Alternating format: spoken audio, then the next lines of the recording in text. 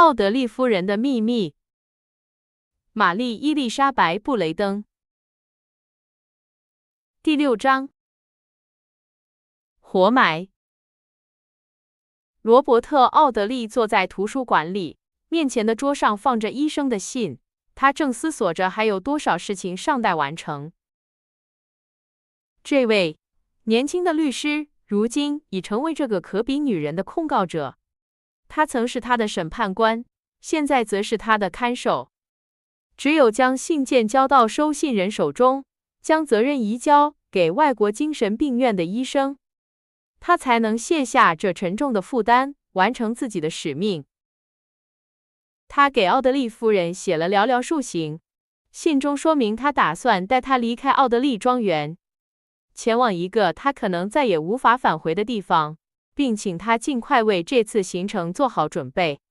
他希望，如果可能的话，一切能在当天下午就绪。奥德利夫人的女仆苏珊·马丁小姐感到如此仓促地准备行装极为困难，但奥德利夫人却帮了她的忙，折叠那些丝绸和天鹅绒，收拾珠宝和帽子，竟让她感到一丝快意。她心想他们会剥夺她的财产，她会被流放到远方，但即便在流放之地，也仍存希望，因为普天之下，没有哪个地方她的美貌不能赋予她某种王者的气度，赢得骑士与臣民的爱戴。她忙着指挥并协助女仆，那女仆预感到这些仓促的准备是因为主人家破产了，因此在履行职责时显得有些懒散和漠不关心。下午6点整，他派人去通知奥德利先生，说他已准备好，随时可以出发。罗伯特查阅了一册列车时刻指南，发现雾城并不在铁路主干线附近，只能从布鲁塞尔乘坐公共马车前往。开往多佛的邮政列车于晚上9点从伦敦桥发车。罗伯特和奥德利夫人顺利地赶上了这趟列车，因为从奥德利7点出发的火车于8点1刻便抵达了肖尔迪奇。循着多佛和加莱的路线，他们预计次日下午或傍晚时分抵达雾城。我们何须在如此不幸的夜间旅程中跟随他们呢？米莱迪躺在狭窄的卧铺上，裹着他的皮草。即便在如此不幸的时刻，他也没有把他最喜爱的俄罗斯皮草留在奥德利庄园。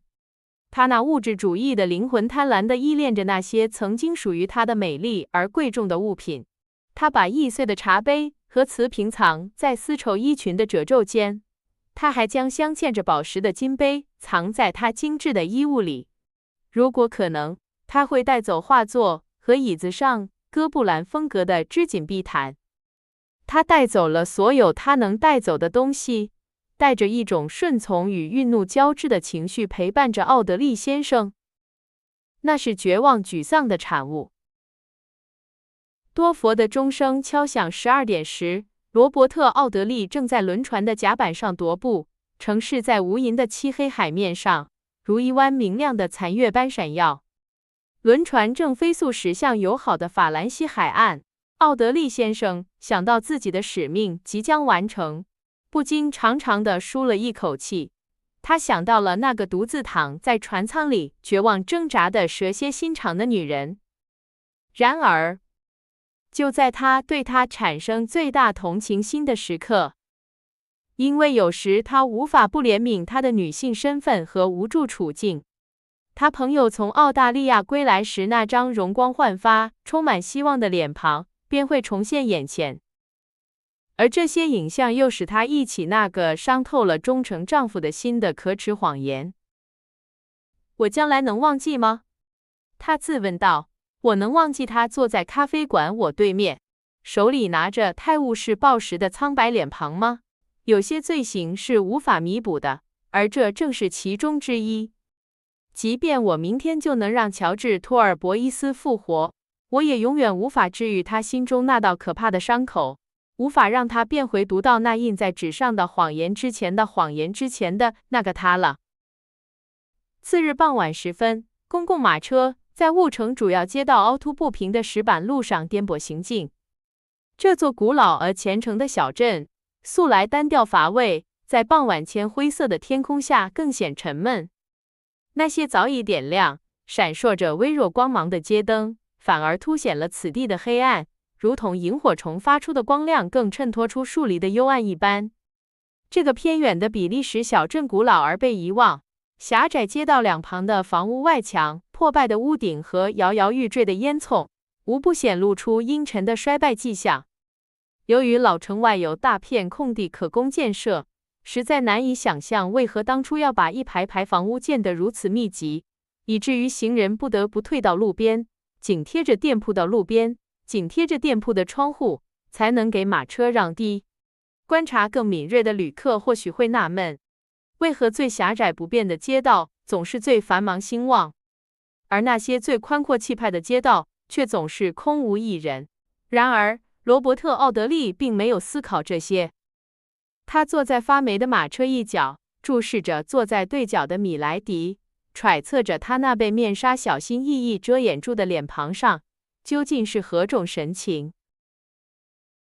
他们一路都坐在公共马车的车厢前部，因为布鲁塞尔和雾城之间的旅客稀少，这条公共交通线路得以维持，更多是出于传统惯例，而非盈利的考量。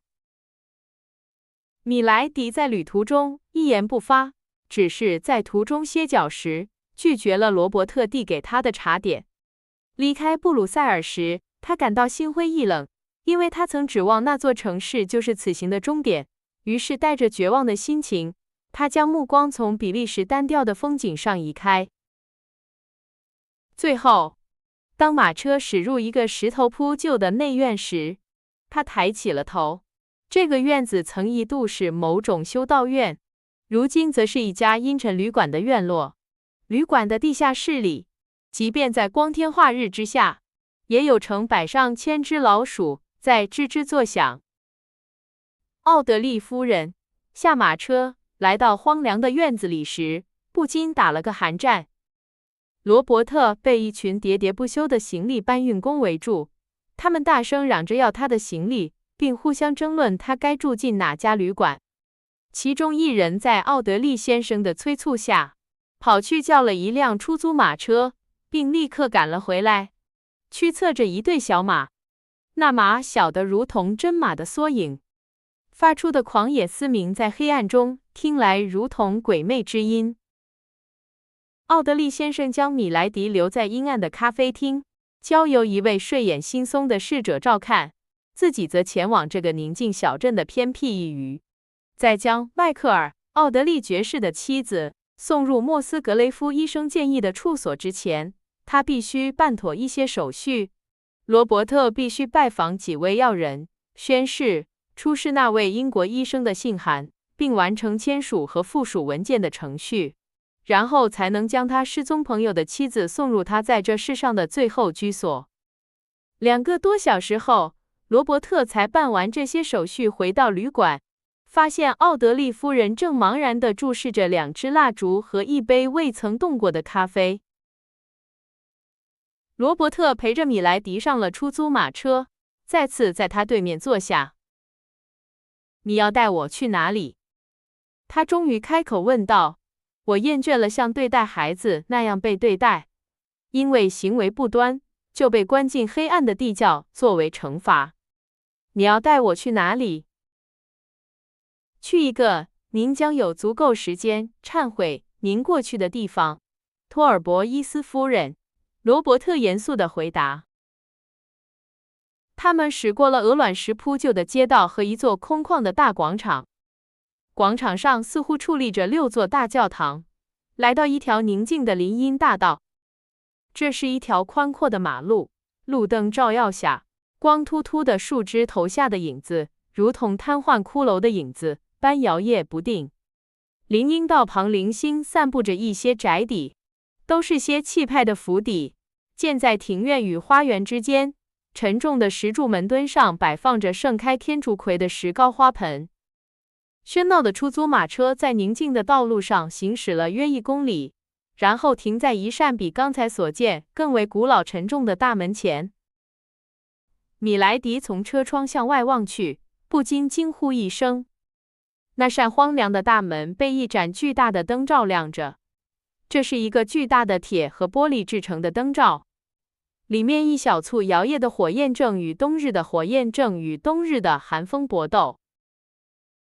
车夫按响了门铃，一个白发男子打开了入口大门旁的一扇小木门，随即退了回去。大约3分钟后，他又出现在铁质折叠大门后，拉开门栓，将大门完全敞开，露出了一个荒凉的石头铺就的庭院。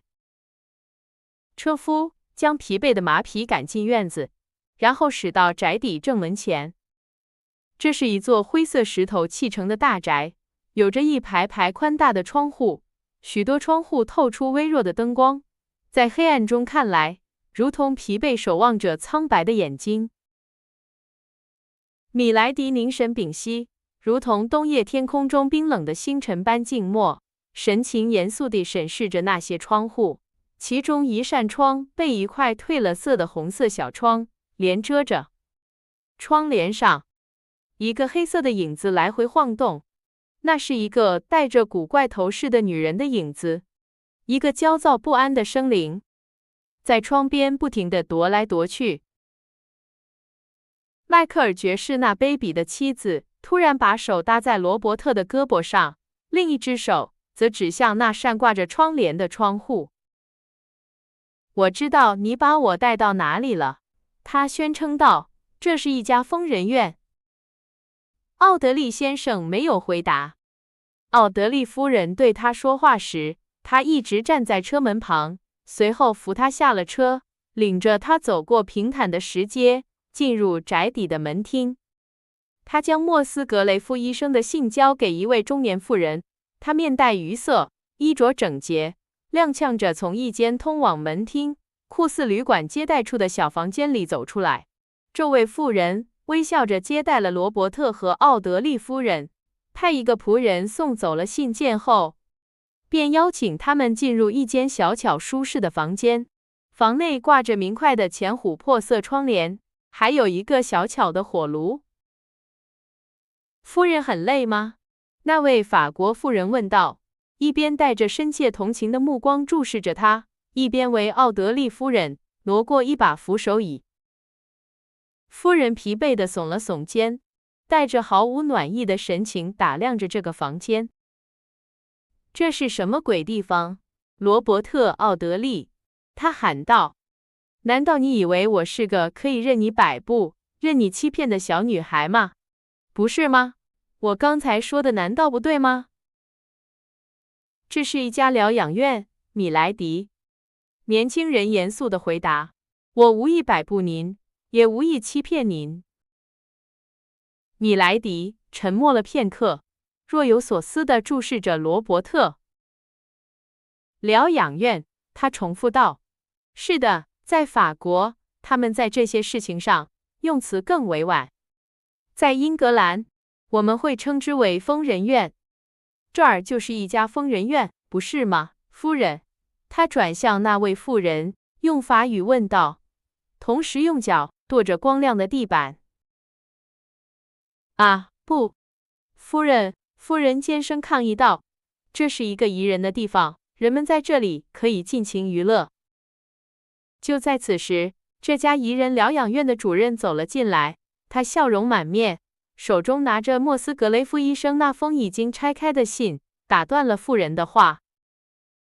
他简直无法表达见到先生，您有多么荣幸。为了先生您，他赴汤蹈火在所不辞。为了您这位他那杰出同僚，英国医生的朋友，他上天入地也要办到。他低声向罗伯特解释说，莫斯格雷夫医生的信已简要概述了情况，他乐意照料这位迷人而有趣的夫人。夫人，他彬彬有礼地搓着手，看着罗伯特。奥德利先生这时才第一次想起，有人曾建议他用化名来引荐奥德利夫人。他假装没有听见主任的问话，从众多名字中挑选一个似乎很简单，任何一个名字都能达到目的。但奥德利先生此刻仿佛突然忘记了除了他自己和失踪朋友之外的所有名字。或许主任察觉并理解了他的窘迫，无论如何，他转向先前接待他们的那位妇人，低声对她说了些关于14号乙房间的事。妇人从壁炉架上挂着的一串钥匙中取下一把，又从房间角落的烛台上取了一支蜡烛，穿过石头门厅，走上宽阔光滑的抛光木楼梯。那位英国医生曾告知他的比利时同僚，在安置他托付的这位英国女士方面，费用不成问题。考虑到这一点，瓦尔先生打开了一套豪华房间的外门。这套房间包括一个用黑白相间菱形大理石铺就但像地窖一样昏暗的门厅，一个装饰着深色天鹅绒窗帘，带着某种阴郁华丽、不太能振奋精神的客厅，以及一间卧室。里面的床铺整理得如此完美，让人觉得除非用小刀将床罩从中间划开，否则被褥上根本找不到开口。米莱迪沮丧地打量着这些房间，仅凭一支蜡烛的微弱光芒，它们已经显得足够压抑了。那孤零零的火焰，苍白而鬼魅，在房间各处投下更多鬼魅般的小影子，照亮了阴暗光滑的地板和木质护墙板、窗玻璃、镜子，以及房间里那些闪闪发光的装饰物。米莱迪把它们当成了昂贵的镜子，实际上却只是些劣质仿制品或磨光的锡器。在这褪色的天鹅绒、失去光泽的镀金饰物和抛光木制品的颓废华丽之间，这个女人颓然倒在一张扶手椅上，双手捂住了脸。她那苍白的手和手上佩戴的钻石星光般的光芒，在光线暗淡的房间里闪耀。她静静地坐着，一动不动，心中充满了绝望、悲伤和愤怒。而罗伯特和那位法国医生则走到外面的一个房间低声交谈。奥德利先生对那位英国医生优雅的措辞几乎无从补充。他费了些周折才想出一个名字泰勒，作为简单而稳妥的替代，来取代米莱迪唯一有权使用的那个姓氏。罗伯特向法国医生解释说，泰勒夫人是他的远房亲戚，正如莫斯格雷夫医生所告知的那样，他从母亲那里遗传了疯狂的种子，并且已经显露出潜伏在他脑中的疾病的一些症状。但即便如此，也不应称他为疯子。罗伯特请求瓦尔先生尽可能温柔和体恤地对待他，并给予他一定的宽待，但他强调，在任何情况下都不得允许他在没有某个极其可靠、能对其监护负责的人陪伴下离开疗养院。罗伯特只想提出最后一个请求，那就是，据他所知，瓦尔先生是新教徒。听到这话，医生点了点头。他希望能安排一位仁慈友善的新教牧师，以便这位无助的女士能够得到她迫切需要的精神慰藉和指引。罗伯特郑重地补充道。除了必要的财务安排，奥德利先生和医生约定将来不通过任何中介，不时商议决定之外，这便是谈话的主要内容，持续了大约15分钟。当他们再次进入先前留下米莱迪的那个房间时，他仍然保持着同样的姿势，双手捂着镶满珠宝的脸。罗伯特俯下身，在他耳边低语：“您在这里将被称为泰勒夫人。”他说：“我想您不会希望他们知道您的真名。”奥德利夫人只是点了点头，甚至没有把手从脸上移开。夫人将有一位专职侍从，瓦尔先生说。夫人可以满足他所有的愿望，当然是合理的愿望。瓦尔先生耸了耸肩，古怪地补充道：“我们将尽一切努力，使夫人在雾城的逗留愉快而有益。”住院者们如果愿意，可以一起用餐。我有时和他们一起用餐。我的助手，一位聪明且极有价值的男士，总是如此。我和妻儿住在庄园内的小楼里，我的助手则住在主楼。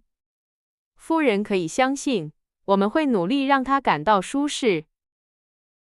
瓦尔先生继续说着类似的话，一边搓着手，一边向罗伯特和奥德利夫人露出灿烂的微笑。但夫人猛地站起身，怒火中烧，从脸上移开他那戴满珠宝的手，喝令他住。让我和把我带到这儿的男人单独待一会儿，他咬着牙低吼道，让我单独待着。夫人用一种专横严厉的手势指着门，动作如此之快，以至于他抬手时，衣袖发出一阵急速下落的声音。他口中发出的法语嘶嘶作响的音节，似乎比他此前说过的英语更能契合他此刻的心境。法国医生耸了耸肩，一边走向昏暗的门厅，一边咕哝着什么美丽的魔鬼和好斗的姿态之类的话。米莱迪迅速走向隔开卧室和客厅的那扇门，把它关上，手仍握着门把，转过身来面对罗伯特·奥德利。你已经为我掘好了坟墓，奥德利先生，他喊道，你卑鄙而残忍地滥用了你的权利，将我活埋了。我做了我认为对他人公正，对您则是仁慈的事情。罗伯特平静地回答，如果在乔治·托尔博伊斯失踪和城堡客栈失火之后，我还允许您逍遥法外，那就是背叛了社会。我把您带到了一个地方，这里的人不了解您的过去，因此不会对您有任何指责。他们会照顾您，您将在这里过上平静的生活，米莱迪，就像这个天主教国家许多善良圣洁的女性所开始，并愉快地维持到生命终点的那种生活。您在此处感受到的孤独，不会比一位渴望逃离时代罪恶、隐居于此般宁静之所的王室公主所感受到的更为深重。这无疑是我要求您为您的罪孽付出的小小赎偿，是我恳请您履行的轻微忏悔。住在这里忏悔吧，没有人会打扰您，没有人会折磨您。我唯一能对您说的就是忏悔吧。我不能，米莱迪喊道，一边猛地把头发从额前拨开，一边怒视着罗伯特·奥德利。我不能。难道是我的美貌把我带到了这里？难道我处心积虑的躲藏，彻夜不眠的思虑我所面临的危险，就是为了落得如此下场？如果早知是这个结局，我当初就该放弃。我本该屈服于那笼罩着我的诅咒，在乔治·托尔博伊斯第一次回到英格兰时就该投降。他拉扯着金色的卷发，仿佛要把它们从头上扯下来。毕竟，那闪亮的秀发，那与他天蓝色眼眸形成绝妙对比的浅黄色美丽光环，对他几乎毫无用处。他憎恨自己，也憎恨自己的美貌。如果我敢，我会嘲笑你，挑战你，他喊道。如果我敢，我会自杀来挑战你。但我是一个可怜可悲的懦夫，向来如此。我害怕我母亲那可怕的遗传，我害怕贫穷，我害怕乔治·托尔博伊斯，我害怕你。他沉默了片刻，手放在门把上，仿佛准备随时留住罗伯特，只要他愿意。你知道我在想什么吗？他随即问道。你知道，当我在房间昏暗的光线下看着你时，我在想什么吗？我在想乔治·托尔博伊斯失踪的那一天。罗伯特听到他挚友的名字时，浑身一颤，他脸色苍白，呼吸变得急促而沉重。他当时就站在我面前，就像您此刻一样。米莱迪继续说道，您曾说过，您会移平房屋，掘地3尺，直到找到您朋友的尸体。您不必费那么大劲，因为乔治·托尔博伊斯的尸体就躺在椴树步道尽头，灌木丛中，那口老井的井底。罗伯特·奥德利举起双手，紧紧抱住头顶，同时发出了一声恐惧的尖叫。哦，我的上帝！在一阵可怕的沉默之后，他惊呼道：“我曾想过的一切可怕之事，都远不及听到这骇人真相的准备。”他在椴树步道上向我走来，米莱迪继续说道，语气和他先前坦白卑劣过往时一样生硬固执。我知道他会来，所以我已做好了准备。我宁愿贿赂他，欺骗他，做任何事，也不愿放弃我已获得的财富和地位，回到从前的生活。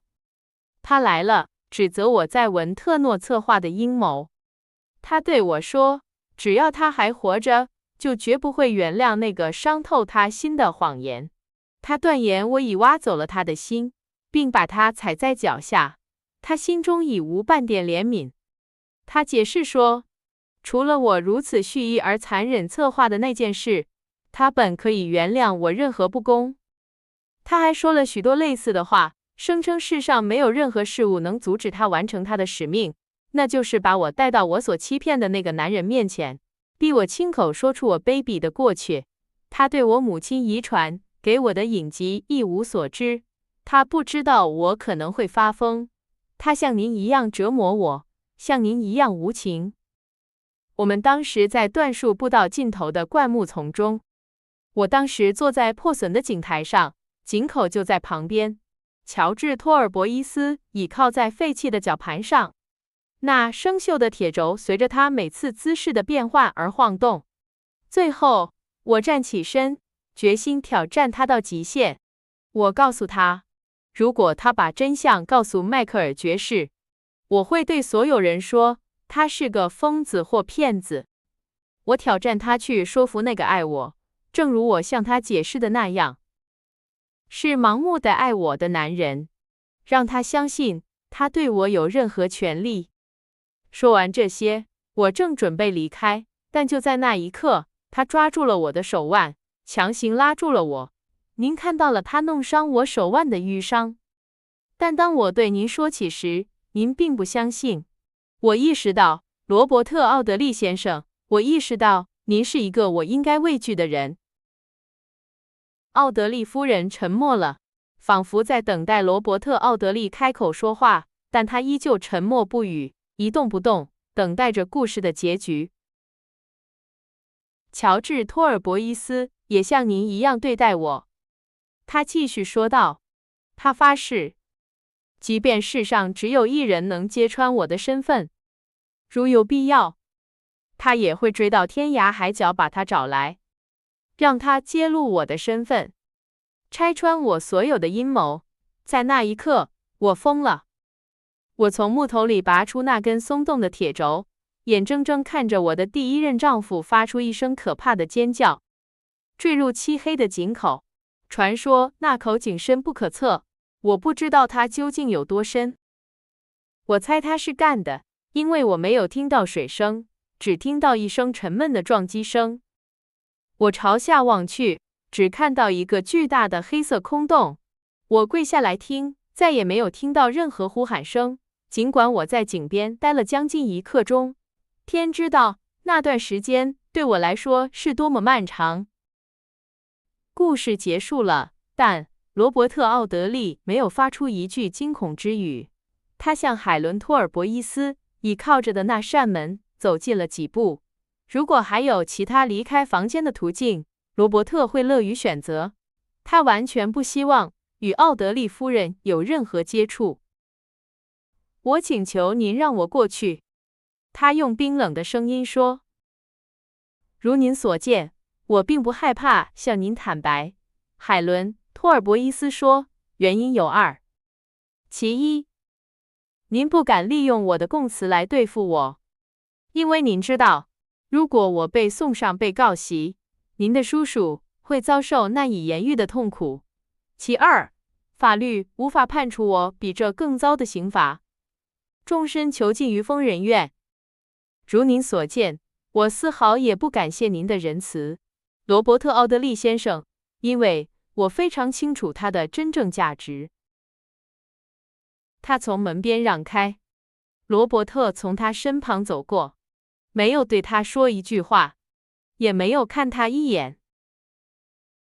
半小时后，他身处雾城一家主要旅馆内，坐在一张精心布置了食物的桌旁，但他却食不下咽，无法停止哪怕片刻的思绪。他的朋友在奥德利庄园的灌木丛中惨遭背叛杀害，